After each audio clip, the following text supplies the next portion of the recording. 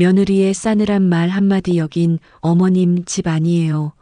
눈피한 아들의 뒷모습 복수는 그날 시작됐다. 그 한마디에 나는 순식간에 남이 되어버렸습니다. 초인종을 누르고 한참을 기다렸습니다.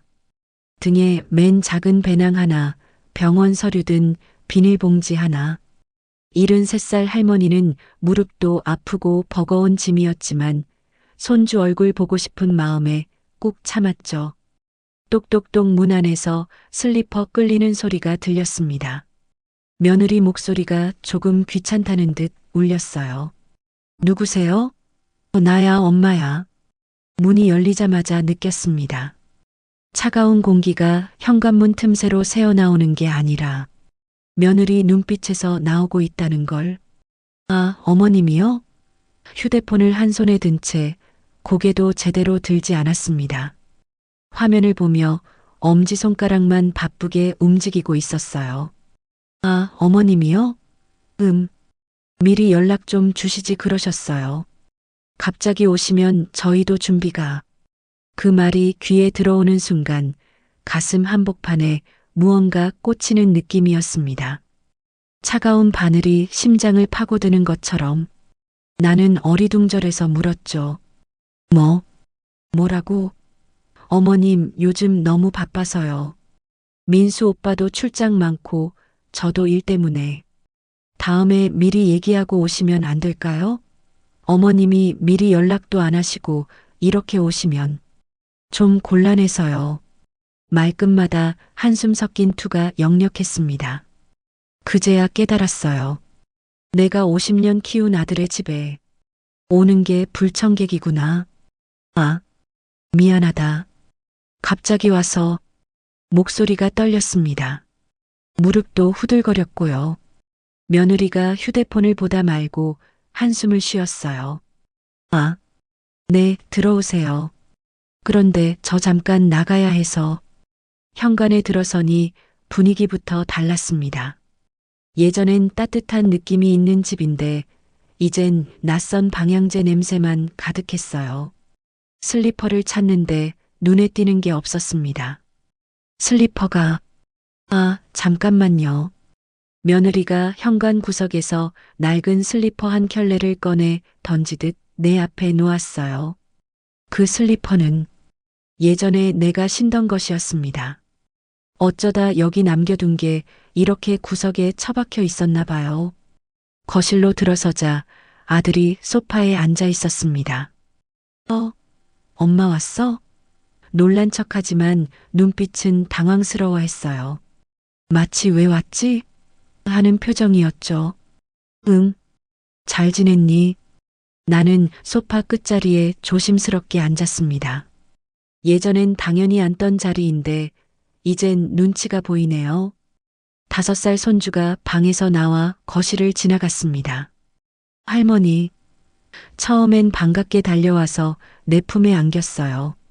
그런데 잠깐 후 엄마 쪽을 힐끗 보더니 나 장난감 정리해야 해라며 다시 방으로 들어가 버렸죠.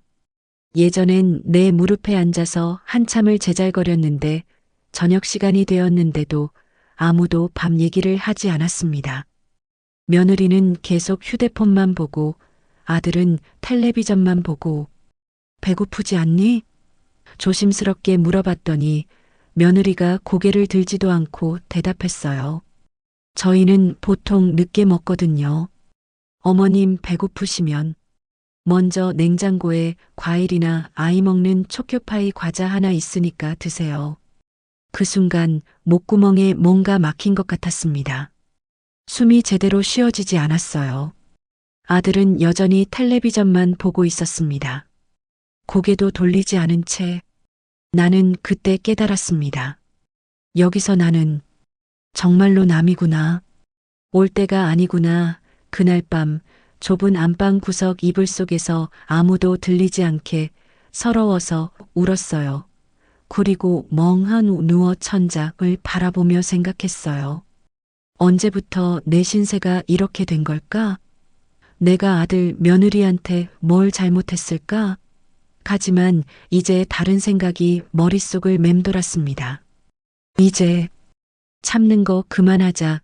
참지만 말자. 힘들어도 힘들단 말하지 않으니 아무도 모르구나 내가. 정말 나쁜 엄마였을까요? 그날 밤 시골집으로 돌아온 나는 부엌 찬장 깊숙이 숨겨둔 낡은 사진첩을 꺼냈습니다. 첫 장을 넘기자 남편의 사진진이 나왔습니다. 아직 젊었던 시절 트럭 앞에서 찍은 사진이었어요. 그때는 몰랐죠. 그 트럭이 우리 가족의 전부가 될 줄은. 남편이 폐암 판정을 받던 날이 떠올랐습니다. 병원 복도에서 주저앉아 울던 나를 보며 남편이 떨리는 손으로 내 어깨를 토닥였죠. 여보, 미안해. 이제 정말 혼자 두고 내가 먼저 가는구려. 무슨 소리야? 난 괜찮아. 끝까지 포기하지 마. 그렇게 말했지만 속으론 무서웠어요. 어떻게? 미소가 사라졌어요. 민수도 달라졌습니다. 엄마, 수진이 말이 맞는 것 같아. 요즘 애들은 다르잖아. 항상 아내 편만 들었어요. 어느 날은 이런 일도 있었습니다. 손주 돌잔치 때였는데 수진이 엄마가 어머님은 따로 앉으시는 게 라고 속삭이는 소리를 들었어요. 그날 나는 구석진 테이블에 혼자 앉아 손주의 돌잔치를 지켜봤습니다. 50년 키운 아들의 아이 돌잔치를 마치 남처럼 지켜보면서 집에 돌아와서 거울을 봤습니다. 주름살 가득한 내 얼굴이 갑자기 초라해 보였어요. 내가 언제부터 이렇게 늙었지? 내가 정말 거추장스러운 존재가 된 걸까? 그때부터였어요. 조금씩 멀어지기 시작한 게 전화도 뜸해졌고 명절에도 바쁘다는 핑계가 늘었죠. 그래도 나는 참았습니다. 괜찮아. 젊은 부부니까 그럴 수 있어. 나도 젊었을 때 시어머니가 부담스러웠으니까. 그렇게 스스로를 달래면서 혼자서도 잘 살 수 있다고 생각했어요. 하지만 그날 서울에서 들은 그 말은 정말 달랐습니다. 여긴 어머님 집 아니에요. 그 한마디가 50년 세월을 한순간에 무너뜨렸습니다. 그 땅이 없어졌다고? 서울에서 돌아온 지 일주일 후였습니다. 나는 평소처럼 안방 서랍을 정리하고 있었어요. 남편 사진, 오래된 편지들, 그리고 땅 서류들. 문득 궁금해졌습니다. 그 나주밭은 요즘 시세가 얼마나 될까?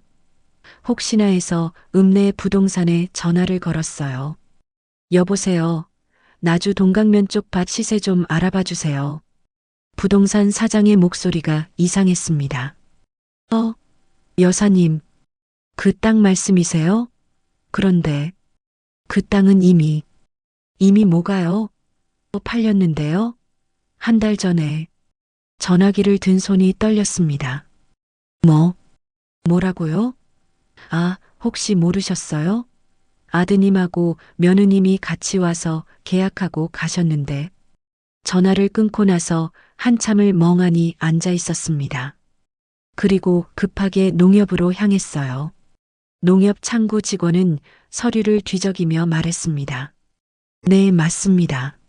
송정옥님 명의로 매매 계약 처리됐어요. 아드님과 며느님이 위임장 가지고 오셔서. 위임장이요? 네, 할머니께서 직접 도장 찍으신 위임장이요. 그제야 기억났습니다. 몇 달 전 며느리가 들고 온 서류들. 어머님, 그냥 간단한 서류예요. 주소 변경 같은 거라서.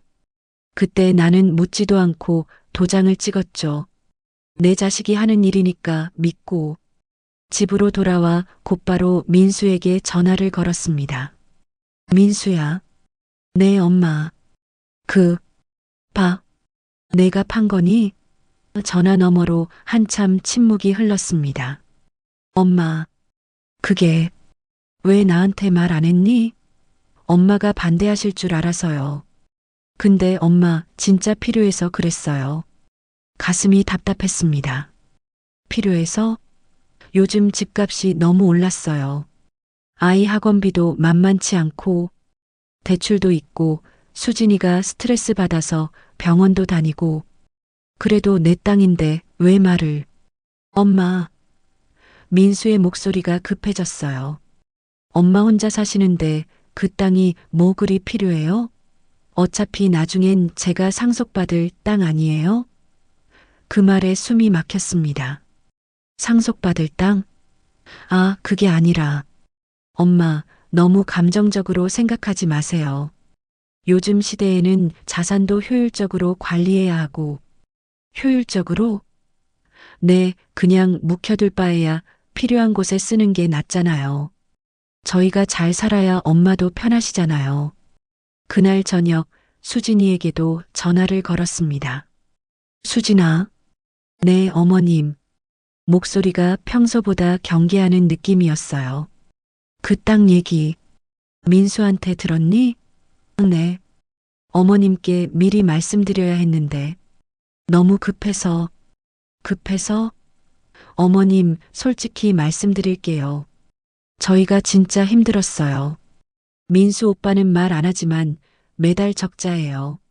아이 교육비, 집 관리비, 대출 이자. 정말 숨이 막힐 지경이었어요. 수진이의 목소리에 눈물이 섞여 있었습니다.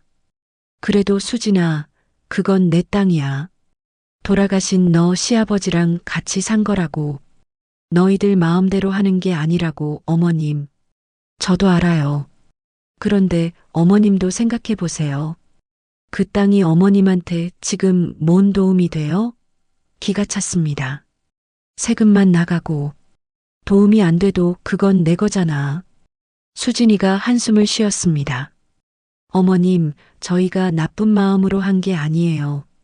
어머님 연세도 있으시고 혹시라도 아프시거나 하면 그 땅으로 병원비도 내고 요양원비도 내고 그런 준비를 미리 해둔 거예요. 요양원? 아, 그게 아니라 만약에 말이에요. 어머님이 건강하게 오래오래 사시겠지만 혹시나 해서요.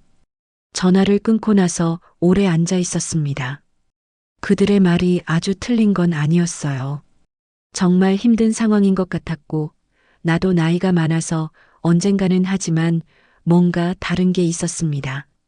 그게 뭔지는 모르겠는데 가슴 한구석이 서늘했어요.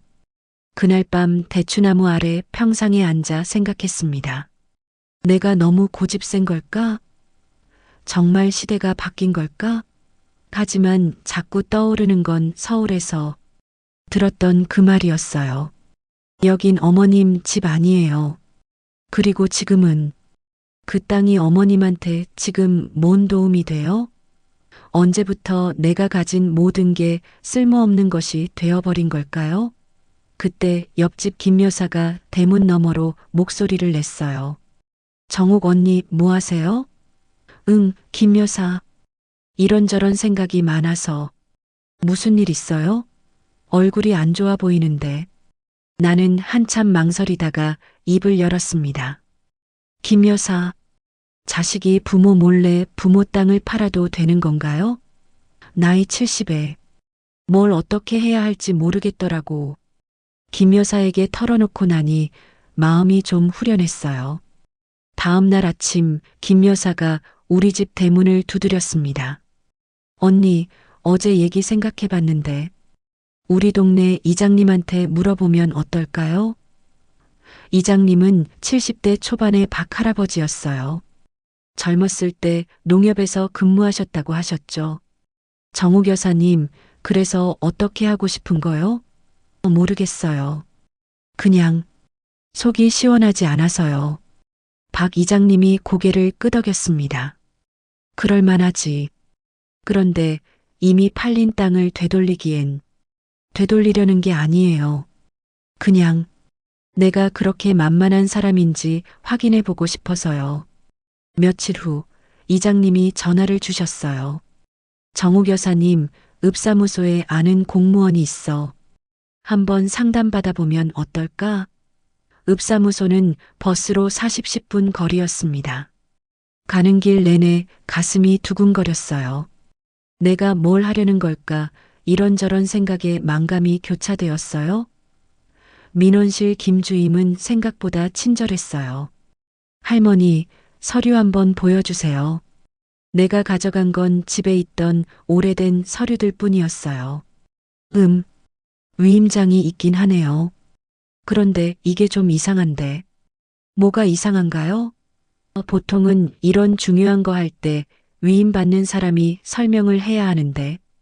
할머니는 그때 뭘 위임하는지 아셨어요? 아니요. 그냥 주소 변경이라고 해서. 김주임이 고개를 저었어요. 이건 명백히 문제가 있어요. 하지만 이미 계약이 성사된 상황이라 집에 돌아와서 며칠 고민했습니다. 그냥 포기할까? 어차피 내가 뭘 할 수 있겠어? 그런데 자꾸 생각나는 게 있었어요. 예전에 동네 할머니들 토지 분쟁 상담해 줄 때 배웠던 것들이요. 김 여사, 나 한번 제대로 알아볼게. 이번엔 시내 법률상 담소까지 갔습니다. 버스 3번 갈아타고 길도 2번이나 물어보고 변호사 선생님은 젊은 여자분이었어요. 처음엔 좀 딱딱한 것 같았는데 생각보다 야무지게 잘 알려줬어요. 할머니, 이거 정말 문제 있는 위임장이에요. 고발도 가능해요.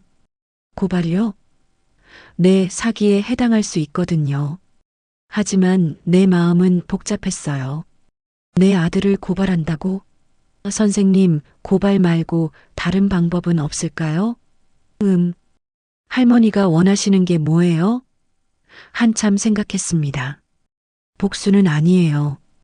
그냥 내가 만만한 사람이 아니라는 걸 보여주고 싶어요. 변호사 선생님이 미소를 지었어요.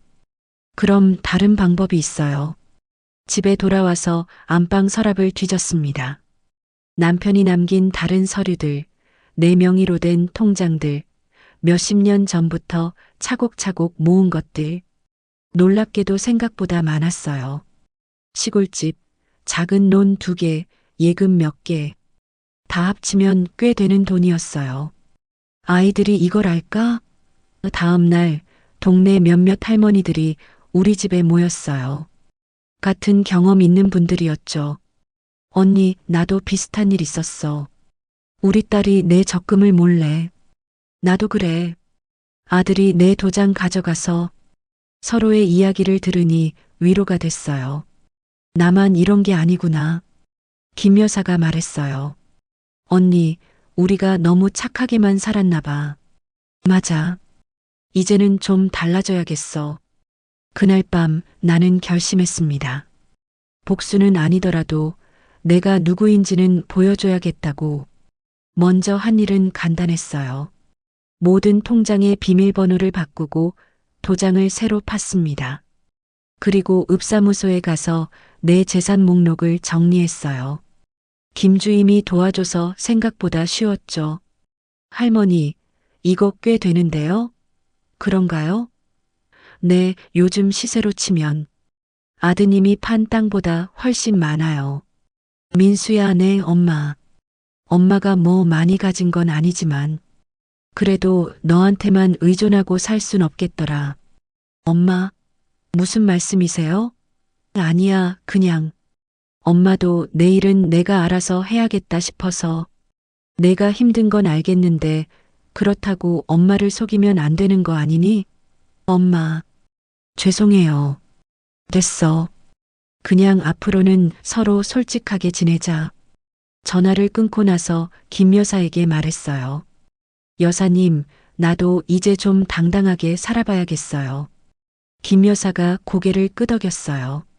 맞아요, 언니. 우리도 우리 인생이 있는데. 그날 밤 대추나무 아래서 대추차를 마시며 생각했어요. 70살이 넘어서 새로운 걸 배우니까 어렵기도 하고 신기하기도 하고. 하지만 가장 놀라운 건 내가 생각보다 약하지 않다는 거였어요. 그래, 나도 할 수 있구나. 나이가 들어서야 비로소 진짜 내 인생이 시작됐어요. 서류를 받아본 민수에게서 전화가 왔습니다. 목소리가 많이 당황한 것 같았어요. 엄마, 이게 다 엄마 거예요? 응. 놀랐지? 엄마가 이렇게 많이 가지고 계신 줄 몰랐어요. 너도 몰랐고, 나도 정확히는 몰랐어. 이번에 정리해보니까 생각보다 많더라고. 한참 침묵이 흐른 후 민수가 말했어요. 엄마, 그게 저희가 정말 급했어요. 대출 이자도 밀리고 아이 학원비도 못 낼 지경이었고 수진이가 스트레스 받아서 병원도 다니고 있었거든요. 그래도 민수야, 엄마가 반대하실 줄 알아서 미리 말 못했어요. 어차피 나중에는 제가 물려받을 땅이니까 지금 써도 괜찮다고 생각했고 물려받을 땅? 아, 그게 아니라 엄마, 요즘 세상이 달라졌어요. 부모님 재산도 효율적으로 활용해야 하고 그냥 묵혀두는 것보다는 그제야 목소리가 작아지며 말했어요. 엄마, 정말 미안해요. 속여서. 민수야, 엄마가 정말 화가 난 건 땅 때문이 아니야. 그럼 뭐 때문에요? 믿음, 신뢰 때문이지. 내 배속으로 낳아 내가 50년 키운 아들이 엄마를 속였다는 게 그게 제일 서럽고 괘씸했어. 전화 너머로 민수가 울음을 참는 소리가 들렸어요. 며칠 후 수진이도 전화를 했습니다. 어머님, 정말 죄송해요. 입이 열 개라고 할 말이 없어요. 저희가 너무 철없이 현실적으로만 생각했나 봐요. 수진아, 너희가 힘든 것만 보이고 엄마 힘든 마음은 헤아리지 못했어요. 엄마도 조금은 알 것 같아. 그렇다고 엄마를 속여 그건 아니지? 네, 맞아요. 사실 민수 오빠가 계속 반대했어요. 엄마한테 미리 말씀드리자고. 제가 나빴어요. 너무 급했어요. 앞뒤 생각도 못했어요. 아니, 제 욕심이. 수진이의 말을 다 맺지 못하고 흐느꼈어요. 진심이 느껴졌어요. 어머님, 그동안 서운하셨죠? 뭐라고 할 말이 없어요. 난 정말 많이 서운했어. 저, 처음엔 정말 어머님을 엄마처럼 생각했어요. 근데 언제부터인가 부담스러워졌어요. 시어머님이 오시면 깔끔하게 집 정리하느라 스트레스 받고 아이 교육 방식도 다르다고 하시고 그리고 솔직히 민수 오빠가 어머님 편만 들 때가 많아서 저만 나쁜 사람 되는 것 같고 수진아, 어머님 죄송해요. 이런 말하면 안 되는데 저도 친정 엄마가 그리웠어요. 이럴 때 상의도 하고 의논도 하고 싶었는데 그럴 수 없어서 어머님께도 더 잘해드리고 싶은데 자꾸 생각과 다르게 행동하고 말하고 제가 정말 나쁜 아이인가 봐요. 그래서 민수 오빠랑도 솔직히 많이 싸웠어요. 다 제가 못난 며느리인 것 같아서 더 스트레스 받고 더 예민하고 더 비교하고 했나 봐요. 그러다 보니까 점점 피해 의식이 있었는 것 같아요. 저 참 못났죠?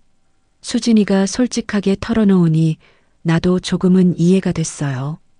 수진아, 엄마도 나이도 있고 이런저런 생각들도 많아지고 아들 하나라고 너무 다 해주다 보니 나도 모르게 바라는 것도 많았는 것 같구나. 아들한테, 며느리한테 의존하고 싶었겠지. 내가 며느린데 딸 역할까지 바라고 너희 부부 사이에도 끼어들고 엄마가 외로워서 그랬나 보다. 그날부터 우리 관계가 조금씩 달라지기 시작했어요. 일주일 후 민수가 수진이와 함께 내려왔습니다. 손주도 데리고 왔더라고요. 할머니, 손주가 오랜만에 내게 달려왔어요. 예전처럼 무릎에 앉아서 제잘제잘 얘기했죠. 엄마, 민수가 조심스럽게 말했어요. 앞으로는 모든 일 미리 상의할게요. 엄마 의견 존중할게요. 그럴 필요는 없어. 다만 속이지만 말자. 수진이가 부엌에서 설거지를 하며 말했어요. 어머님, 제가 요리 배워왔어요. 어머님이 좋아하실 만한 거. 고맙구나.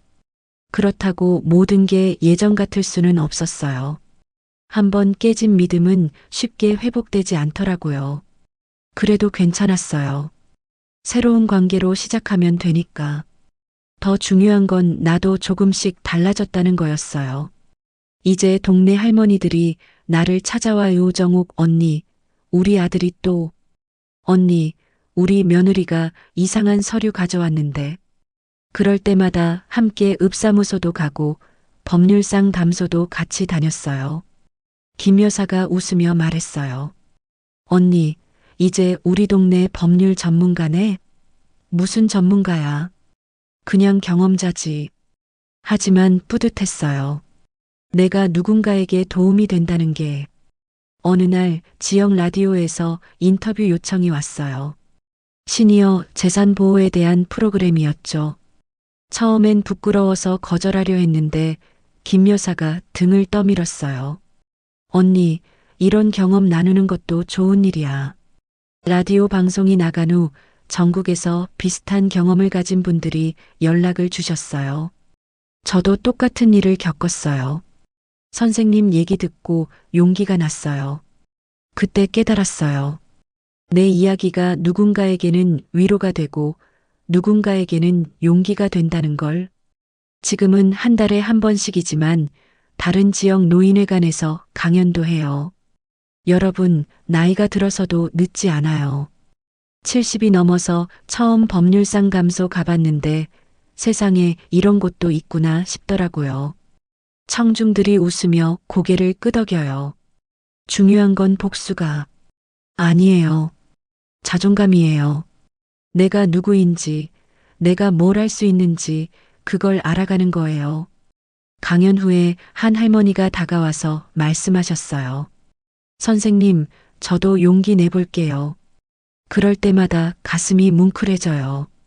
민수와 수진이는 이제 한 달이나 바쁠 땐 두 달에 한 번씩은 꼭 내려와요. 예전처럼 자주는 아니지만 올 때마다 진심으로 대해줘요. 며칠 전 수진이가 말했어요. 어머님, 요즘 정말 달라 보이세요. 뭔가 자신감이 생기신 것 같아요. 그런가? 네, 예전엔 항상 우리 눈치를 보시던 것 같은데 이제는 당당하세요. 그 말이 맞아요. 나는 이제 누구 눈치도 보지 않아요. 그날 밤 대추나무 아래서 차를 마시며 생각했어요. 73세 시작한 새로운 인생. 서울에서 쫓겨나듯 내려온 그날이 오히려 내 인생의 전환점이었네요. 하늘의 남편에게 말했어요. 여보, 나 이제 진짜 혼자서도 잘 살아. 아니, 혼자가 아니야. 나를 필요로 하는 사람들이 이렇게 많은데. 바람에 대추나무 잎사귀가 살랑거렸어요. 남편이 대답하는 것 같았죠. 그래, 잘했어. 정말 잘했어. 오늘 이야기에서 정옥 할머니가 우리에게 남긴 교훈은 첫째, 나이는 끝이 아니라 새로운 시작이다. 73세 컴퓨터를 배우고 방송에 출연한 정옥 할머니처럼 언제든 새로운 도전은 가능합니다. 둘째, 가장 완벽한 복수는 자신이 성장하는 것이다. 분노와 원망보다는 자신을 발전시키는 것이 진정한 승리입니다. 셋째, 당신 자신을 먼저 사랑하고 존중하라. 가족에게 인정받기 위해 자신을 잃지 마세요. 있는 그대로 어떤 모습이든지 당신을 소중히 여기세요. 정옥 할머니의 이야기가 마음에 와닿으셨다면 좋아요 쿡 눌러주시고 비슷한 이야기가 더 궁금하시다면 구독 알림 설정까지 감사합니다. 구독자 여러분의 응원 댓글이 더 좋은 이야기를 만드는 힘이 됩니다. 그리고 무엇보다 건강 챙기시면서 당당하고 멋진 인생 2막을 시작하세요. 여러분도 정옥 할머니처럼 건강하고 행복한 나날 보내시길 바랍니다. 사랑합니다.